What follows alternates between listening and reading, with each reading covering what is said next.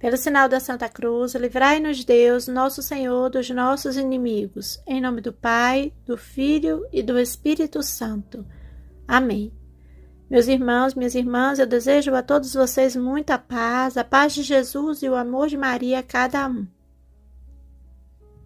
Hoje, meus irmãos, nós vamos falar um pouco sobre as aparições marianas reconhecidas pela Igreja. Já colocamos um vídeo aqui falando sobre esse assunto. Nós, no vídeo anterior, falamos sobre Nossa Senhora de Siluva.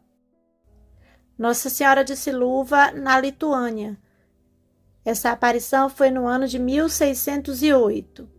Foi uma aparição reconhecida pela Igreja. As aparições da Virgem Maria são vistas com muita prudência pela Igreja. E hoje nós vamos falar sobre outra aparição, também reconhecida pela Igreja, é de Nossa Senhora de Sion. Essa aparição foi em Roma em 1842. Então vamos lá. Foi na Itália, em 1842, Afonso Carlos Tobias Ratisbonne, ele nasceu em Estrasburgo, leste da França, no dia 1º de maio de 1814. Ele era o penúltimo filho de uma numerosa família judaica. Ele tinha 4 anos quando perdeu sua mãe e tornou-se o menino rei do lar, cercado de carinho por todos. Ele era alegre e educado, ganhava a atenção de todos pela espontaneidade e vivacidade. Afonso cresceu numa família de situação financeira sólida, a qual lhe transmitiu, enquanto religião, apenas os valores como lealdade, generosidade e filantropia. Quando ele tinha 16 anos, ele perdeu o pai e se transformou no senhor do patrimônio. Um tio, tido por ele como segundo pai, o escolheu para sucedê-lo, à frente do banco da família, censurando-lhe apenas suas frequentes viagens a Paris. Ele tinha razão. Eu só amava os prazeres. Os negócios me impacientavam, disse Afonso mais tarde. Em 1841, ele ficou noivo da sua sobrinha, chamada Flora. Neste período, nele iniciou-se uma lenta evolução. A incredulidade e o ceticismo deram lugar a uma vaga crença em Deus. Essa transformação aconteceu simplesmente porque ele passou a amar aquela jovem, e o amor humano deixou-o receptivo à experiência espiritual. A presença de minha noiva elevava o meu coração para um Deus que eu não conhecia, disse Afonso. A noiva de Afonso tinha apenas 16 anos, então os pais dela julgaram conveniente esperar um pouco, algum tempo para o casamento. Nesse meio tempo, Afonso empreenderia uma viagem ao estrangeiro com o duplo fim de distrair-se e de revigorar sua saúde. Afonso deixou Estrasburgo a 17 de novembro de 1841, decidido a visitar Nápoles, a passar o inverno em Malta e a voltar pelo Oriente. Outros, porém, eram os desígnios da providência. Demorou alguns dias em Marsella e partiu para Nápoles. Durante a viagem, fundiu o navio em Civitavecchia. Era o dia 8 de dezembro e a artilharia disparava algumas salvas. Maravilhado, perguntou a Afonso qual era o motivo daqueles rumores de guerras nas terras pacíficas do Papa. Responderam-lhe que era a festa da Imaculada Conceição. Sacudiu os ombros com desdém e não quis desembarcar. Não tinha nenhum desejo de visitar Roma, embora 2 amigos seus o estimulassem vivamente a dar esse passo. Deus, porém, o guiava para a cidade eterna, ao deixar Nápoles em vez de comprar passagem para Palermo. Por engano, achou-se numa diligência que se dirigia para Roma e lá chegou a 6 de janeiro. Era o ano de 1842. Afonso Ratisbonne achava-se em Roma, a cidade eterna, da qual cada pedra é uma lembrança sagrada e tem uma voz para celebrar as grandezas da fé cristã. Ali, Ratisbonne encontrou seu companheiro de infância, Gustavo Balsieri, irmão do barão Teodoro Balsieri. Teodoro de Balsieri era um íntimo amigo do padre Teodoro Ratisbonne. Teodoro Ratisbonne era irmão de Afonso. O barão abandonara o protestantismo para fazer-se católico e, por esta razão, inspirava a Afonso Ratisbonne uma profunda antipatia. A 15 de janeiro, 9 dias apenas depois de sua chegada, resolveu Afonso deixar Roma e se viu na dura contingência de ir apresentar suas despedidas ao indesejável barão Teodoro de Balsieri. O distinto e piedoso barão suportou pacientemente durante 1 hora uma saraivada de sarcasmos proferidos pelo jovem Afonso contra o catolicismo, procurando evidentemente atingir os 2 Teodoros convertidos. O seu irmão Ratisbonne, convertido do judaísmo, que se transformou em padre, e o irmão de Gustavo Balsieri, convertido do protestantismo. Então, refere-se o barão, apresentou-se à minha mente uma ideia maravilhosa, uma ideia celeste, que os sábios do mundo teriam julgado rematada loucura. Já que sois um espírito tão forte e seguro de vós mesmo, lhe disse, não recusareis trazer o que estou para dar-vos. Ele perguntou de que se trata. Respondi-lhe mansamente, disse Balsieri, trata-se simplesmente desta medalha. Era a medalha milagrosa de Nossa Senhora das Graças. Recuou-a Afonso com um misto de indignação e de espanto. Mas, acrescentou o barão Balsieri friamente, segundo vosso modo de ver, isto vos deve ser absolutamente indiferente, ao passo que para mim trará um grandíssimo prazer. Oh! Exclamou Afonso rindo a bom rir. Há bandeiras despregadas. Então a trarei por mera complacência, para mostrar-vos que é sem razão que acusam os judeus de obstinação e de invencível teimosia. Além disso, me fornecereis um belíssimo capítulo para as minhas notas e impressões de viagem. E prossegue o barão. Ratisbonne continuava com motejos que me ralavam o coração. Entretanto, passei-lhe ao pescoço uma fita a qual minhas netinhas tinham pregado uma medalha. Mas restava-me ainda uma coisa mais difícil de obter. Queria que ele recitasse a piedosa invocação de São Bernardo. Lembrai-vos, ó Píssima Virgem Maria. Revoltou-se ao ouvir este segundo pedido.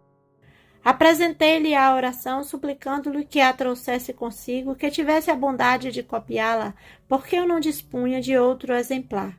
Então, com um movimento de impaciência e ironia, para se ver livre das minhas importunações, disse ele, bem, eu escreverei, dar-vos-ei a minha cópia e conservarei a vossa. E retirou-se, visivelmente contrariado. Afonso cumpriu a palavra, copiou a oração, leu-a e releu-a tantas vezes que já a sabia de cor. As palavras de memorare não lhe saíam da memória.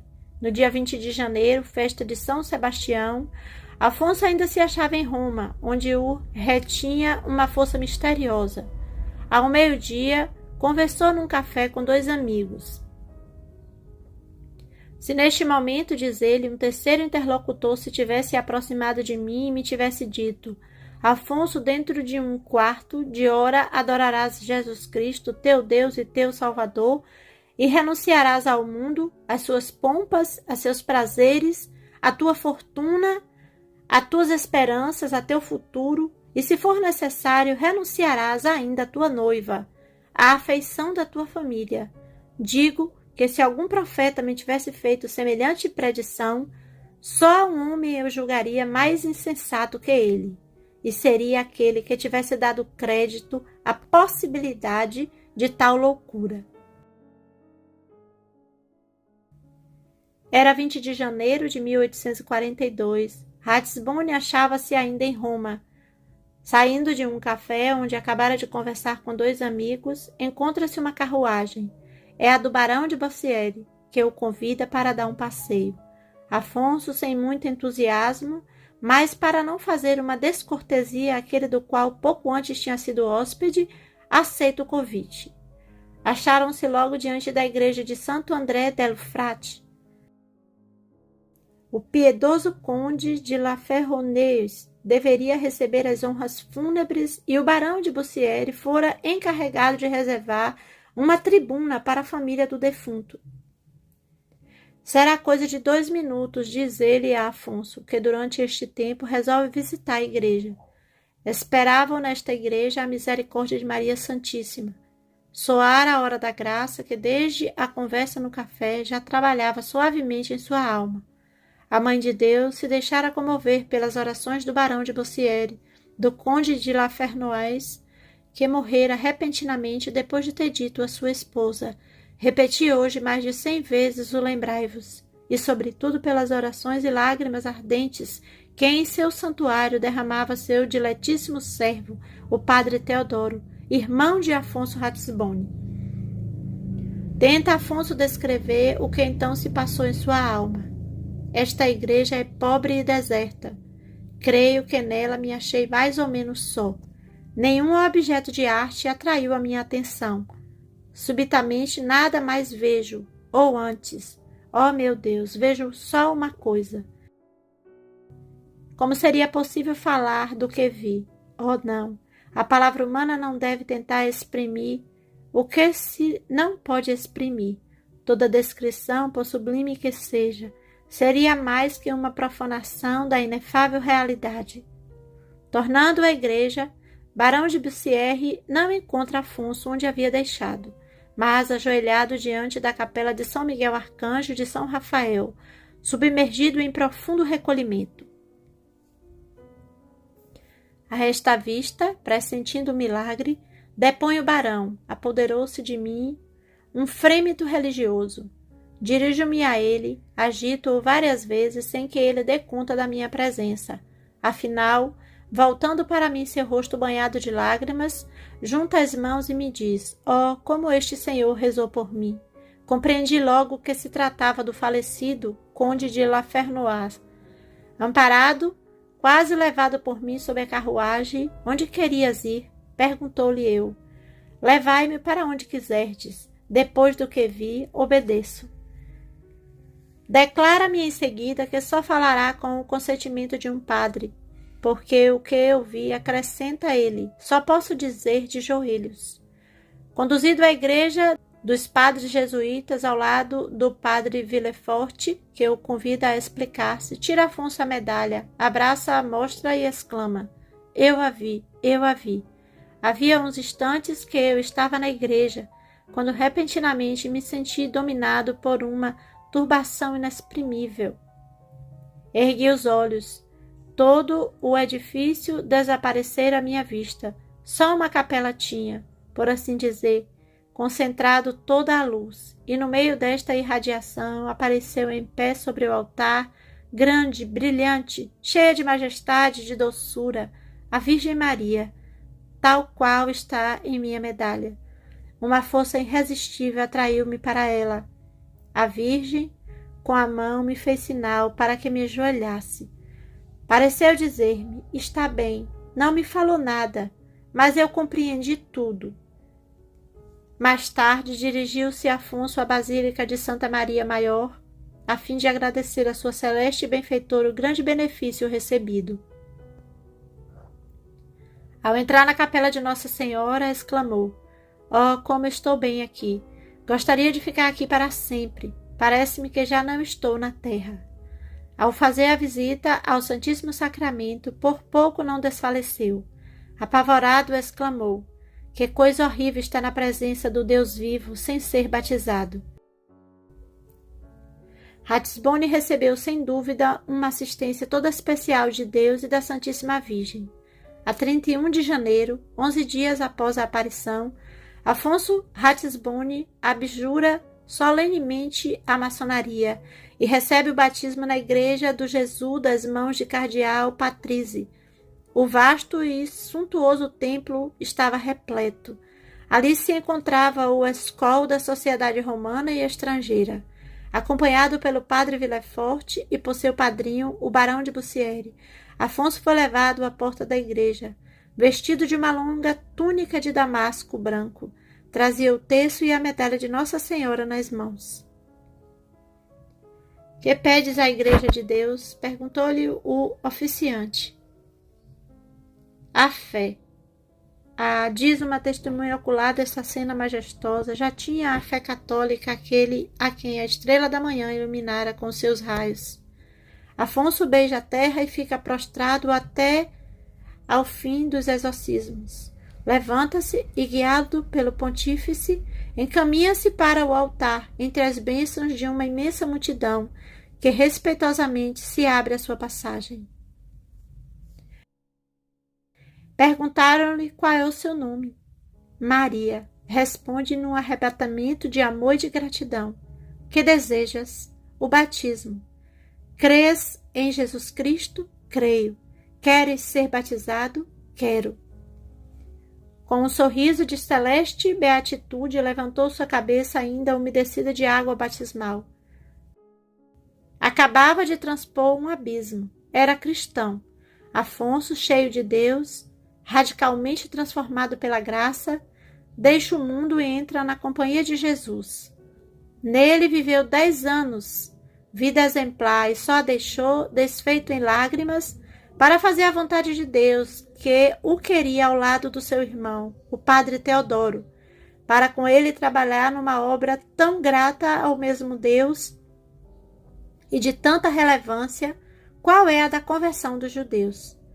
O piedoso padre Maria Afonso Ratisbonne nunca se esqueceu de sua mãe amantíssima, que o arrancou das trevas da incredulidade para os esplendores da verdadeira fé.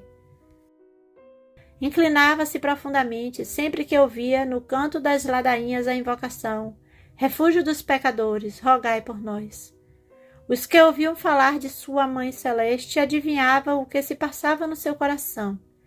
Seu olhar fulgurante parecia que ainda contemplava a mais bela e a mais pura das virgens. A medalha milagrosa, que exercera papel preponderante em sua conversão, era o seu mais caro tesouro. Julgou um dia que a havia perdido. Sua aflição foi extrema. Parecia-lhe que fora abandonado pela Virgem Misericordiosíssima. Suas lágrimas não cessaram de correr até que a encontrou. Maria Santíssima foi a sua consolação em todas as penas e seu grande motivo de esperança em todas as provações. Dizia que Maria Santíssima não é outra coisa que uma mão de Deus, não a mão que castiga, mas a mão das misericórdias. Dizem os historiadores que quando o padre Ratisbonne pregava sobre Nossa Senhora, todos os ouvintes se comoviam, muitos pecadores se convertiam. Meus irmãos e irmãs, possa esse episódio tão comovente que acabais de ouvir reavivar em vossos corações a chama da devoção à Santíssima Virgem Maria.